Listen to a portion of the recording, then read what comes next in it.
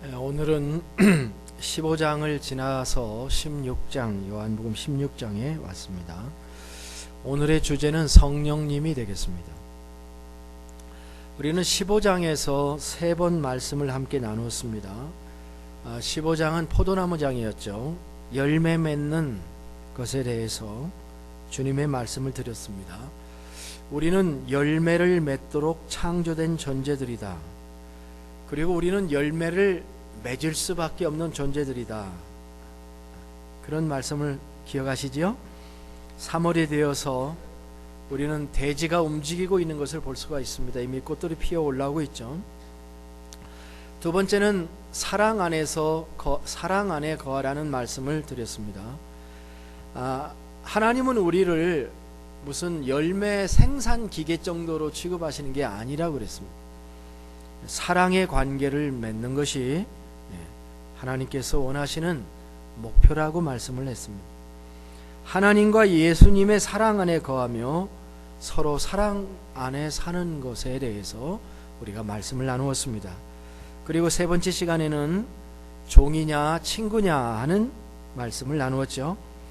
우리는 예수님을 주라고 고백하는 사람들이어야 한다, 이렇게 말씀을 드렸습니다. 우리가 종이 되고 노예가 되어도 합당한 자들이지만 주님은 우리를 친구 삼아 인정해 주신다는 감격스러운 말씀을 우리가 함께 나누었습니다. 이제 우리가 16장으로 넘어왔는데요. 주님은 우리에게 다른 관점으로, 다른 주제로 우리를 인도하고 계십니다. 그것은 성령님에 대한 것입니다. 예수님께서 왜 성령님 얘기를 하시는가? 그것은 이제 예수님께서 떠나실 시간이 되었기 때문입니다.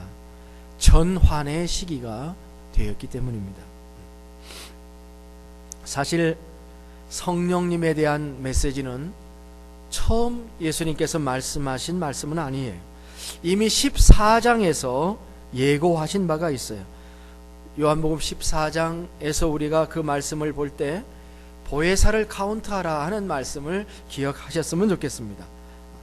보혜사, 우리를 돕기 위해서 도움을 베풀도록 곁에 와 계시도록 부름을 받은 분, 그분이 보혜사라고 했습니다. 그분은 때로는 선생님으로, 때로는 위로자로, 때로는 상담자로 우리 곁에 오실 것을 예고하셨습니다. 계절이 바뀌는 때를 환절기라고 하죠. 바람도 많이 불고 또 감기도 많이 듭니다. 예수님이 곧 세상을 떠나실 예정이고 예수님의 사역을 대신할 성령님이 이제 오시는 이 시기야말로 하나님의 구원 역사 속에서는 굉장히 중요한 시기인 것입니다. 우리는 하나님이 독생자 예수님을 보내주신 것을 믿습니다. 갈라디아 4장 4절부터 7절에 보니까 때가 참에 하나님께서 그 아들을 보내사 여자에게 나게 하시고 율법 아래 나게 하신 것은 율법 아래 있는 자들을 속량하시고 우리로 아들의 명분을 얻게 하려 하심이라. 너희가 아들임으로 하나님이 그 아들의 영을 우리 가운데 보내사 아바 아버지라 부르게 하셨느니라. 그러므로 내가 이후로는 종이 아니요 아들이면 하나님으로 말미암아 유업을 받을 자라, 그렇게 말씀하셨습니다. 하나님이 아들을 보냈다, 이렇게 말씀하고 계십니다. 그런데 이제 그 아들이 자신의 사명을 맡기는 시점에서 그 예수님이 말씀하시기를 이제 내가 떠나고 성령님이 오신다, 그렇게 말씀하고 계시는 겁니다. 7절을 보시면 그러나 내가 너희에게 실상을 말하노니 내가 떠나가는 것이 너희에게 유익이라. 내가 떠나가지 아니하면 보혜사가 너희에게로 오시지 아니할 것이요 가면 내가 그를 너희에게로 보내리라, 이렇게 말씀을. 이 마지막 말씀 중요합니다. 예수님을 보내신 분은 하나님이신데 성령님을 보내시는 분은 누구라고요? 예수님이라, 그 말입니다. 그리고 이 일이 지금 진행 중에 있는 것입니다. 그래서 오늘 말씀은 예수님의 뒤를 이어서 성령님이 오시면 하시는 세 가지 일에 대해서 말씀을 하고 계십니다. 오늘 이 말씀이 그 8절에 잘 기록되어 있는데요. 8절을 읽어보십시다. 8절을 같이 읽어보겠습니다. 그가 와서 죄에 대하여, 의에 대하여, 심판에 대하여 세상을 책망하시리라. 자, 그는 누굽니까? 성령님이죠. 성령님이 오셔서 하시는 세 가지 일. 완전하게 이해하기가 참 쉽지 않은 말씀입니다만은 오늘 이 말씀을 통해서 성령님이 하시는 세 가지 일을 깨닫게 되기를 주님의 이름으로 축복합니다. 그리고 성령님이 하시는 일을 우리가 받아들일 수 있는 시간이 되기를 원해요. 첫째, 성령님은 오셔서 진정한 죄가 무엇인지를 알게 하신다는 말씀. 그가 와서 죄에 대하여 책망한다라는 말씀이 첫 번째 말씀. 그리고 9절에서 이 말씀을 조금 더 자세하게 설명하고 있는데, 죄에 대하여라 함은 그들이 나를 믿지 아니하며 라고 말씀을 했습니다. 성령님은 죄를 깨닫게 하는 일을 하십니다. 왜 많은 사람들이요 성령님의 어떤 것을 구하는데요, 성령님의 능력을 구합니다. 성령 충만을 구해요. 때로는 성령께서 우리를 치료해 주시는 그런 신비한 은사를 구해요. 그러나 성령님에게 가장 중요한 사역, 그의 메인 사역이 뭐냐고 하면은 죄를 깨닫게 하는 일을 하신다라고 합니다. 왜 그렇게 하실까요? 인간은 스스로 자신의 죄를 깨닫지 못하기 때문에 그렇습니다. 에레미야 선지자는 이렇게 얘기했습니다. 만물보다 거짓되고 심히 부패한 것은 마음이라 누가 능히 이를 알리오마는 나 여호와는 심장을 살피며 폐부를 시험하고 각각 그의 행위와 그의 행실대로 보응하나니, 그렇게 말씀합니다. 인간들은 죄에 대해서 오해를 합니다. 세상에서 크라임이라고 하는, 신이라고 하는 것을 말할 때 무엇을 말하나요? 살인이라든지 도적질이라든지 강탈하는 거다, 남의 재산을 침해한다든지 개인의 자유를 속박한다든지 인격을 침해하는 행위들을 죄라고 얘기해요. 모두 다 형법에 기록된 그런 죄들입니다. 그러나 사실 이런 죄들은 성령님이 가르쳐 주시지 않아도 양심으로도 알 수 있는 죄들입니다. 10계명의 6계명에서 10계명에 속한 죄들이라고 하는 것을 알려주시기 위해서 성령님이 오실 필요는 없었을런지도 몰라요. 왜? 이미 다 알고 있는 말씀, 이미 공개된 죄의 모습입니다. 그러나 성령님께서 오셔서 이 땅에 오셔서 우리에게 알게 해주시고 깨닫게 해주시고 잘 못 깨달으면 책망해서 깨닫게 해주시고자 하는 그 죄는 그것보다 차원이 훨씬 높은 죄다. 예수님은 그것을 죄에 대하여라 함은 저희가 나를 믿지 아니하며 라고 말씀하심으로 밝혀주신 것입니다. 성령님이 죄에 대해서 일을 하고 계신데, 성령님의 죄에 대한 사역의 핵심은 예수 그리스도에 대한 것입니다. 예수 그리스도를 믿는 것에 대한 것입니다. 예수님을 어떻게 믿습니까? 요한복음 1장 12절의 말씀에 보면 영접하는 거죠. 내 마음속에 예수님을 주로 영접하는 것입니다. 그게 요한복음 1장 12절이죠. 요한복음 1장 9절부터 읽으면 이렇게 기록하고 있습니다. 참빛 곧 세상에 와서 각 사람에게 비치는 빛이 있었다. 우리는 태양빛으로 사는 게 아니라 예수님의 그 참빛으로 사는 건데, 그가 세상에 계셨으며 세상은 그로 말미암아 지은 바 되었으되 세상이 그를 알지 못하였고 자기 땅에 오매 자기 백성이 영접하지 아니하였으나 영접하는 자 곧 그들에게 그 이름을 믿는 자들에게는 하나님의 자녀가 되는 권세를 주셨으니 라고 말씀했습니다. 죄가 무엇입니까? 죄란 그리스도를 영접하지 않는 것이 죄다. 이 사실을 깨닫게 하는 것이 성령님의 사역이라는 말이에요. 인간은 죄로 죽는 게 아닙니다. 인간이 죽는 것은 내 죄를 대신하여 죽으신 예수 그리스도를 거절하는 것 때문입니다. 사도 바울은 로마 사람들에게 로마서 1장에서 이런 말을 했죠. 하나님의 진노가 불의로 진리를 막는 사람들의 모든 경건치 않음과 불의에 대하여 하늘로 쫓아 나타나나니 이는 하나님을 알만한 것이 저희 속에 보임이라. 하나님께서 이를 저에게 보이셨느니라. 창세로부터 그에 보이지 않는 것들, 그 영원하신 능력과 신성이 그 만드신 만물에 분명히 보여 알게 되나니 저희가 핑계치 못할지니라. 하나님을 알되 하나님으로 영화롭게도 아니하며 감사치도 아니하고 오히려 그 생각이 허망하여지고 그 미련한 마음이 어두워졌나니 스스로 지혜 있다 하나 우둔하게 되어 하나님의 영광을 썩어질 사람과 금소와 버러지 형상의 우상으로 바꾸었느니라.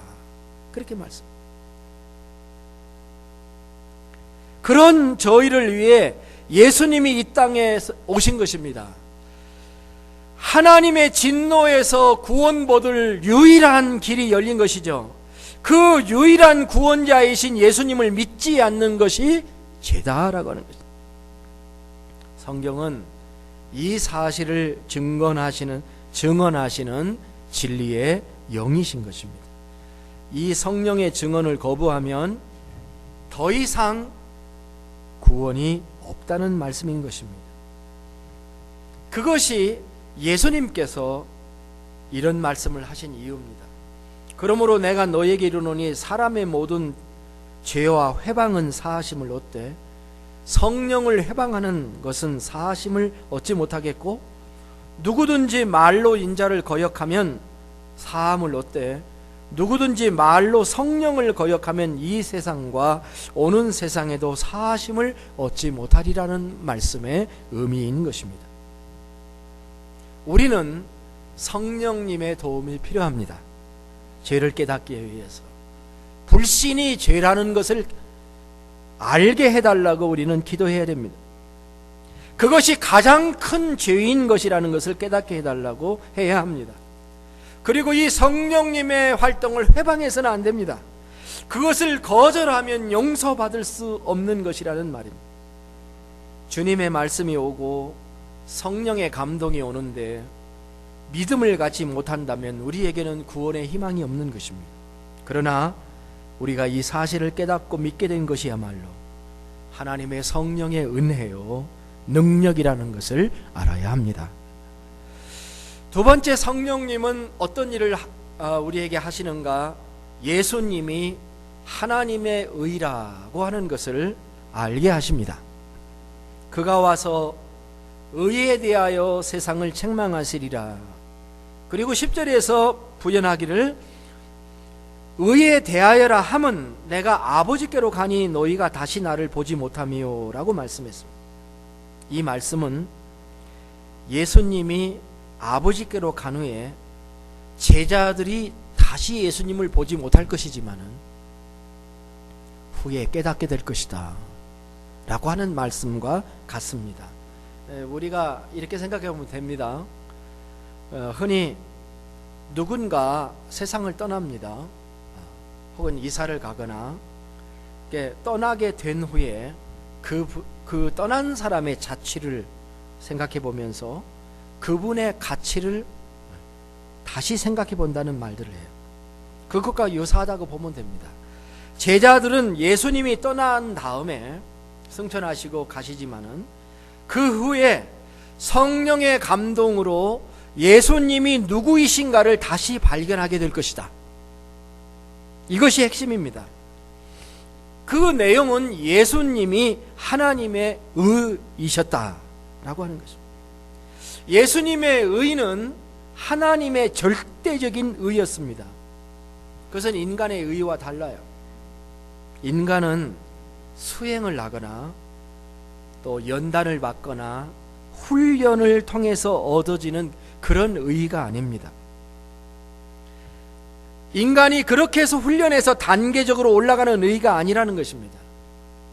하나님의 의는 어떤 의냐면 이런 의입니다. 로마서 4장 4절에서 8절에 이렇게 바울은 얘기했는데요.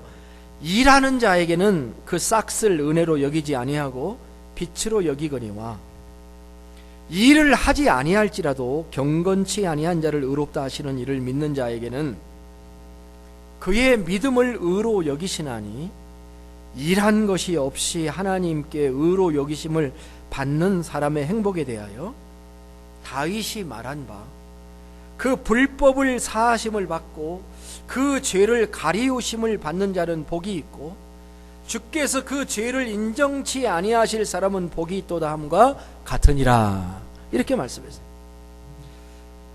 로마서 1장 16절의 말씀대로 복음에는 하나님의 의가 나타나서 믿음으로 믿음에 이르게 하나니 기록된 바 나의 의는 오직 믿음으로 말미암아 살리라 함과 같으니라.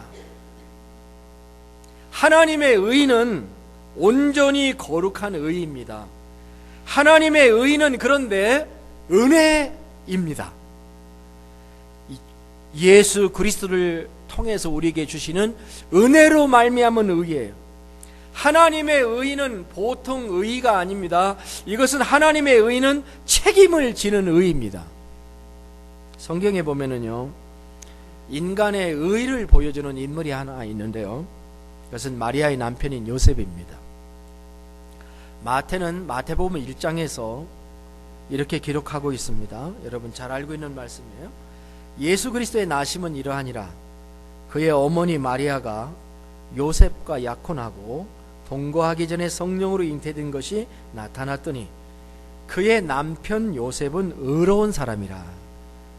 그를 드러내지 아니하고 가만히 끊고자 하여 이 일을 생각할 때에 주의 사자가 현명하여 이르되 다윗의 자손 요셉아 내 아내 마리아 데려오기를 무서워하지 말라. 그에게 잉태된 자는 성령으로 된 것이니 아들을 낳으리니 그 이름을 예수라 하라. 이는 그가 자기 백성을 그들의 죄에서 구원할 자이심이라. 천사가 그렇게 얘기를 해요. 자, 요셉은 의로운 사람입니다. 그는 자기의 아내의 부정을 보고 분노했습니다. 그러나 그동안의 사랑이 있었기 때문에 이 그녀를 드러내지 않고 관계를 끊고 보내기를 원했습니다. 그런데 성경은 그 사람을 의로운 사람이라고 말했습니다. 진정 의로운 사람은 자기의 의로 상대방을 망하게 하거나 수치를 드러내지 않는다. 그런 점에서는 그는 훌륭한 의인이었구나, 훌륭한 인격을 가진 사람이라고 말할 수 있습니다. 그러나 거기까지입니다. 그는 정혼했던, 결혼한 거나 다름이 없었던 정혼했던 자기 아내를 끝까지 책임지지 않습니다. 책임질 수 없습니다. 그는 아내를 위해서 모든 것을 희생하지는 않습니다. 천사가 나타나서 만일 얘기하지 않았다고 한다면 요셉과 마리아의 관계는 거기가 끝이었을 것입니다. 그러나 하나님의 의는 그런 의가 아닙니다. 하나님 혼자 거룩하신, 하나님 자신만의 거룩함이 아니라, 그런 하나님 혼자만의 완전한 의가 아니라 자기 백성을 책임지는 의입니다. 자신이 창조한 피조물, 그중 가장 핵심이 되는 인간들의 불의를 책임지고 구원하는 의입니다. 그것이 십자가입니다. 그것이 복음인 것입니다. 이것이 예수님이야말로 하나님의 의라는 사실의 핵심이고, 이제 곧 십자가에 죽으실 예수님, 아직 십자가 지지 않으셨습니다. 곧 십자가를 지고 죽으실 예수님이 하나님의 의를 드러내실 것이라고 하는 사실, 그것을 내가 간 다음에 성령이 오셔서 드러낼 것이라고 하는 말씀을 지금 하고 계신 것입니다. 예수님은 하나님의 의, 하나님의 공의의 성취인 것입니다. 우리 복음성가에 같이 불렀던 노래가 있죠. 예수 하나님의 공의, 주 독생자 그의 나라 임하시네. 예수 제물이 되신 주, 영광 중에 그의 나라 임하시네. 예수 하나님의 사랑, 주 은혜와 말씀으로 나타났네. 하나님의 의는 하나님의 사랑과 동의해. 예수 거룩한 하나님, 영광 중에 그의 나라 임하시네. 성령은 오셔서 너희가 몰랐지? 예수님의 십자가의 의미가 뭔지를 알아? 하나님이 너희들을 의롭게 하는 거야.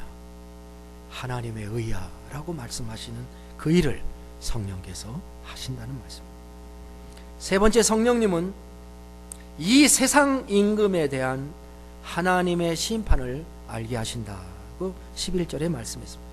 그가 와서 심판에 대하여 세상을 책망하시리라. 그리고 11절에 부언합니다. 심판에 대하여라 함은 이 세상 임금이 심판을 받았음이라고 말씀을 했습니다.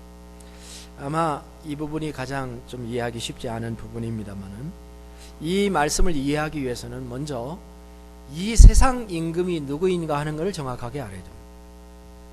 이 세상 임금이 누구인가요? 이 말씀도 이 요한복음 이 16장에 처음 나온 단어가 아닙니다. 이미 12장 20절에서 20절 이하에서 33절까지 말씀, 그 가운데 나온 말씀에 간단히 요약하자면, 어느 날 유대인이 아닌 헬라인들이 주님께 찾아왔어요. 예수님은 헬라인들이 예수님께 왔습니다 하는 얘기를 듣자마자 인자의 영광을 얻을 때가 왔다 라고 선포를 했어요. 그러면서 한 알의 밀이 땅에 떨어져 썩지 아니하면 한 알 그대로 있지만 죽으면 많은 열매를 맺으리라는 유명한 말씀을 그때 하십니다. 그리고 하나님께 기도하기를 아버지의 이름을 영광스럽게 하옵소서라고 기도했고, 하늘에서 소리가 들리기를 내가 이미 영광스럽게 하였고 또 영광스럽게 하리라고 말씀을 합니다. 주변 사람들은 못 알아들었어요. 우레소리로만 들었다고 기록하고 있습니다. 그때 예수님이 이렇게 말씀하십니다. 이 소리가 난 것은 나를 위한 것이 아니요 너희를 위한 것이니라. 이제 이 세상에 대한 심판이 이르렀는데 이 세상 임금이 쫓겨나리라. 내가 땅에서 들리면 모든 사람을 내게로 이끌겠노라 하시니, 이 말씀은 자기가 어떠한 죽음으로 죽을 것을 보이심이로라. 이렇게 기록하고 있습니다. 이 세상 임금이 쫓겨나리라고 하셨는데, 이 세상 임금이 망한다는 뜻이죠. 그런데 실제로 예수님이 십자가에 죽으셨으니까 이 세상 임금이 예수님인가요? 아닙니다. 이 세상 임금은 마귀 사탄을 의미하는 것입니다. 십자가에서 심판을 받으신 분은 예수님입니다. 그러나 예수님의 십자가의 죽음은 이 세상 임금에 대한 심판이라는 것입니다. 히브리서 2장 14절 15절에서처럼 예수님은 죽음을 통하여 죽음의 세력을 잡은 자 곧 마귀를 멸하시며 또 죽기를 무서워함으로 평생에 매여 종노릇하는 모든 자들을 놓아주신 것입니다 라고 기록하고 있습니다. 많은 사람들이 마귀나 귀신을 두려워합니다. 그러나 마귀는 예수님이 십자가에, 마귀 사탄은 예수님이 십자가에 못 박혔을 때 이미 심판을 받고 정죄를 받았다라는 사실입니다. 사탄은 십자가에서 패배했습니다. 그리고 심판받았다는 것이에요. 요한계시록 12장에서 보면 하나의 큰 전쟁을 얘기하죠. 그 전쟁은 천사장 미가엘과 그의 사자들이 용으로 표현되는 마귀 사탄과의 싸움을 싸웠다고 기록하고 있습니다. 그런데 그때에도 마귀 사탄은 미가엘 천사장과의 싸움에서 패전을 하고 이 지상으로 내어 쫓겼다고 기록하고 있습니다. 요한계시록 12장 12절에서는 이렇게 기록합니다. 그러므로 하늘과 그 가운데 거하는 자들은 즐거워하라. 그러나 땅과 바다는 하늘에 화 있을진저 이는 마귀가 자기의 때가 얼마 남지 않은 줄을 알므로 크게 분내어 너희에게 내려갔음이라 하더라. 자, 그런데 마귀는 이 땅에 내려와서 결국은 예수 그리스도를 십자가에 못 박은 것이죠. 그리고 그는 그것으로 승리한 줄을 알았어요. 그러나 하나님께서 예수님을 심판하심으로 모든 인류의 죄를 담당하신 후에 부활 승리하심으로 죄와 죽음의 권세를 깨뜨리셨어요. 그리고 사탄의 행위를 무력화시켰다는 것입니다. 따라서 십자가의 죽음과 부활의 복음은 예수님에 대한 심판이 아니라 이 세상 임금에 대한 심판이라는 것입니다. 마귀가 정죄된다. 승자는 패자가 되고 십자가에 죽은 예수님의 부활하심으로 말미암아 예수님은 패한 자가 아니라 승리자가 되신다. 그리고 이 세상의 임금인 저 마귀 사탄은 이제 마지막 심판이 집행된 것을 기다리고 있을 뿐이다. 이 사실을 깨닫게 하시는 분이 성령님이시다라고 합니다. 마귀 사탄을 두려워하지 말라. 그들의 운명이 무엇인지 아느냐? 저들은 이미 심판받은 자들이다. 저들에게 매이지 말라. 저들의 운명을 알라. 저들은 십자가에서 이미 정죄되었다. 책망한다는 말의 영어로 심판에 대해서 세상을 책망한다, convict라는 단어를 영어로 썼습니다. 유죄를 선고하다, 유죄 판결을 내리다 라고는 의미를 가지고 있습니다. 십자가에서 마귀 사탄은 유죄 판결을 받고 이제 그는 망하게 된 것이다, 그 말입니다. 예수 그리스도를 이해하게 하기 위해서 성령님이 오시는 거 맞죠? 그죠? 성령님이 오시면 예수님을 깨닫게 해주는, 예수 그리스도를 바라보고 우리가 살아야 되겠습니다. 심판받고 정죄당한 이 세상 임금을 따르지 말라. 그들의 운명은 결정되었다. 승리자는 예수 그리스도다.